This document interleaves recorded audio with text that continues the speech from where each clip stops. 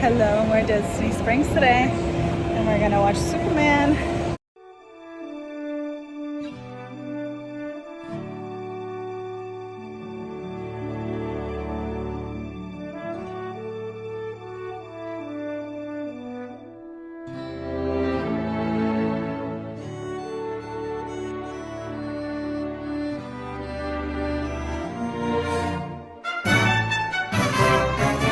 I could decide to watch Pedro,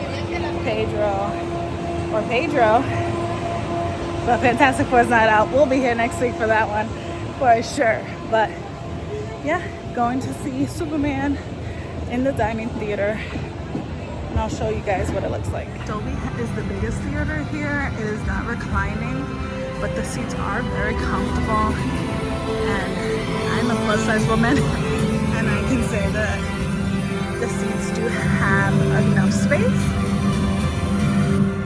and they do kind of rock a little, so you have some movement, which is always good. But we're not watching it in Dolby, we're watching it in Dine-In, so it's gonna be across the theater 23. AMC Dine-In. So this would be right next to the orange garage, this entrance, towards right across from the Coca-Cola Center. I entered the back where Everglades is, and here you can order the food you want to eat. At Dine-In, you do not have to order here in order to see a Dine-In movie. Show you guys the menu a bit, and then it's all touchscreen. You order what you want here, you pay for it, you put the seat number that you're at, and then they'll bring it to you to your seat. So they do pizzas, burgers, nachos, shakes, desserts, popcorn, your normal drinks, all that. Now if you want like a regular combo and not the Dine-In theater combo, you would have to go and get that on the other side where we entered. So just give yourself enough time to walk across the building to reach the other side. Okay. We're in 23. It's a much smaller theater. The triumph. But there's a good amount of space in between. No romance. They have tables here so you can put your food on, your drinks. It's fully reclined. That you're here.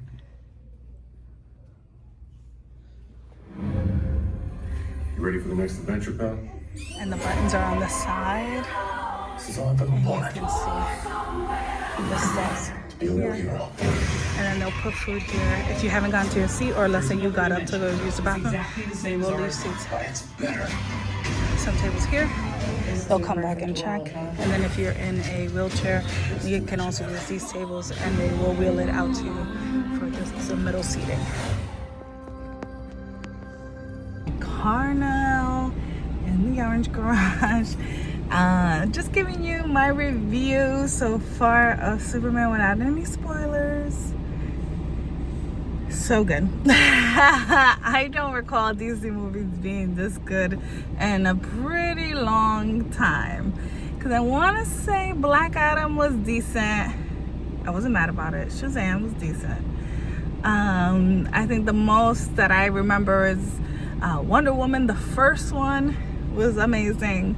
So I'm really happy. I wasn't sure about this Superman when I first saw him. I feel like they made him look a little different during the trailers, but I like him. I like that and it's so funny because I literally thought like he's so much more human, and I don't feel like we've had a very humanized Superman since Smallville on WB. And that was a TV show if you don't know. So it was nice. It was really nice. Now, if you don't want spoilers, bye. Thanks for joining us. But now I'm gonna do some spoilers. I love the dialogue between him and really anybody. Like, I feel like he just spoke so realistic to humans instead of this like alien-esque Superman that we're used to. There was a lot of like little funny like moments that like adults would get, because I do think it's pretty I think teenagers would like it. I think 8-9-year-olds would like it. I don't think it's too crazy for them. Obviously there's fighting and violence, but other than that, it's pretty PG. But yeah, when they actually said at the end, when Superman says, like, I'm human, you keep calling me an alien, but I feel, I love, I this, I that, I was like, oh my god, I was just thinking that. Like, yeah, they really did make you so human. And like, as a superhero to the core is someone who is willing to save anybody. Like, it doesn't matter why. If there's someone potentially gonna get killed, they save them, you know. And I really liked that this Superman really looked at those details, and they try to make it seem like he didn't, but he does, you know. The saving of the little girl, when he even like ducks her head, love that scene. I love a good slow motion save. Love it. Keep them coming. Even when he was saving like the little dog, all the things, like, and even his own dog, Crypto, like, which the girl from Game of Thrones, the second one, forget the name, as Superwoman. I was like, oh, we're bringing her here. I love that. But that dog was so cute. Crypto, like, we have a dog like that, and we call her, but her name is Lulu. So I'm like, oh my god, that's such a cute name and a cute dog. And it was just funny, even when he said that she's like, it's a dog, like, why are you going back? And he looked at her, he was like, he's not even a good dog, but he's got to be lonely and confused, you know. Like, it was just like, it's so funny because he's not trained. That's what he meant by like not a good dog. He's just like too hyper, too excited for everybody. But it was cute. I love that they brought him again, making him human. We're a sucker for dogs in America. We can't help it. We love them. So again, humanizing him. I thought the actor did great. I can see him playing other characters too, because he was so human-like that I don't think he can be typecast as just Superman. And I think that's a lot of the issues with some actors, that they feel like once you become a superhero, it's really hard to get out of that. I don't think he's gonna have a problem. I think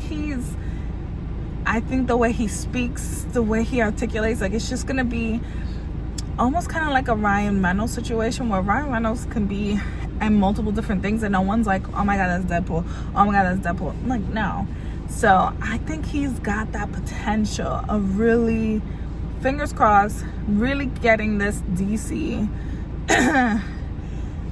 league or whatever going. They really need to keep this guy for a while, and I think he can do it. The Green Lantern one, I didn't see that actor coming, like, not even a little bit. I was like, him? Rookie? From the TV show Rookie? Like, and he's been in other stuff, much older. And then I was like, what's with this haircut? Yuck. Like, why can't they get Green Lantern right? But then as it went, it was almost like it was purposely, like, he was supposed to look stupid. Like, everybody has something to say about it, you know? And that kind of then turned into like, oh, so this is done on purpose. This is kind of funny because we know the issue with Ryan Reynolds and being the Green Lantern, and it flopped and all that. So it was like almost like they purposely made the Green Lantern bad. And then I was like, okay, that kind of works. And when he came in and all of a sudden he's like using his power and it's like middle fingers in the air, like, it was just, that was so funny because I'm like, okay, now he's not to be taken seriously. That's who he is. So I then ended up softening to him, and I was like, okay, that's fine. I don't mind it. It's funny. I really like the tech guy. I'm sorry, I don't know all their names, but he was really good. I love that was his power, that he could, like, do the coding and do all the like inside computer stuff, and like I loved his superpowers with the little balls everywhere. Like his mask was pretty dope. And I was hoping that's like a prosthetic that they used. That was pretty cool. The Hawk something, I don't know her name either, but she was the girl from The Last of Us, so that was cool. I do like her as an actress, so I was like, oh, hey girl. And I was like, what a come up, coming from Dora the Explorer to a DC movie. Okay, then, get it. So I loved it more than I thought it was.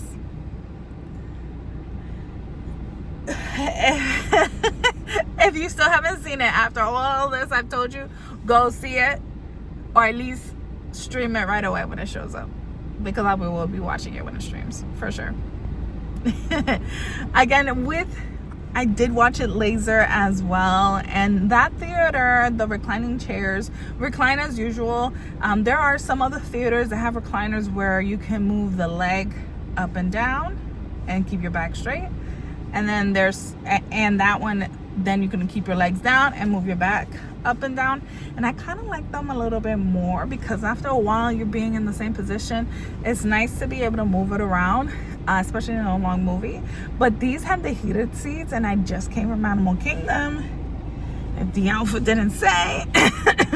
And the heated seats were a win at that point. My back was killing me, and now it feels great. So the heated seats were nice. The other ones don't have the heated seats, so you kind of get a little mix and match. Laser 3D was great. It was super clear. The glasses are not like, they don't bother you, they're not tight. There's no like that double vision either, so I didn't mind it 3D. Do I think you need to do a 3D? No, it was the time that I had available. 5:45 is what I wanted, so that's why I picked it. And I really wanted a recliner seat, because after walking Animal Kingdom, I needed to put my feet up. But yeah, and I also brought, before I went in, I went and picked up Summer House. It's one of the reasons why I like parking at the end of the garage, so I can go to Summer House and grab a little cookie. They had the Dubai chocolate cookies. And I tried each one. I got Dubai, I got the almond, which I've had before, which is so good, and their peanut butter cookie. The Dubai chocolate was amazing. I only ate half. It's super rich. I do think I like the Dubai chocolate with strawberries, so that's kind of like my thing about Dubai chocolate. So I like the sweetness and the fruitiness of the strawberries with those chocolate and pistachio flavors. So would I get it again? Probably not, but it was spot on. Dubai had the katafia, the pistachio, the chocolate chips, and then you have like a chocolate chip cookie with it. So it was really good. At least try it once. The peanut butter had a peanut butter cup in the center, so I was hoping that there might have been some more chocolate around, and there wasn't. It was just a peanut butter cookie all the way through. So it was okay. And then I got the almond cookie, which is a banger no matter what. I got that a couple months ago when Ty came. Fell in love with it. It's like an amaretto. You get that amaretto taste in the center, soft, but the almonds, it has sliced almonds on it, and it's like crunchy. So good. So they never say anything when you bring a bag in. They know that people are spending the day and they might randomly decide to hop in a movie, and they're gonna have bags with them, so they're not checking bags. They're not, dictating what you can bring in. The only time I've ever been stopped is when I had a hot coffee with me. They said no hot beverages, because I went to a Starbucks before. So I have heard someone say that they also said no iced coffees. That has not happened to me. I usually keep everything in a bag anyways. Like, I brought my Gatorade and I put it in my purse, and they don't check bags or anything like that. So I've never had an issue with that. So feel comfortable that even if you went somewhere and you had food with you and you're coming in with it, they're not gonna turn you away. I think drinks, because what she told me was that they try to avoid, because of the reclining chairs, for the hot coffee. They don't want any issues there with people spilling them, because You could be holding in and you go back. So that's why. Other than that, they sell cold drinks there. So I couldn't see why they would stop you with the iced coffee, but you never know. But yeah. With that being said, I hope you guys liked the video. Like and subscribe. My name is Stephanie. And thank you for being a part of my world.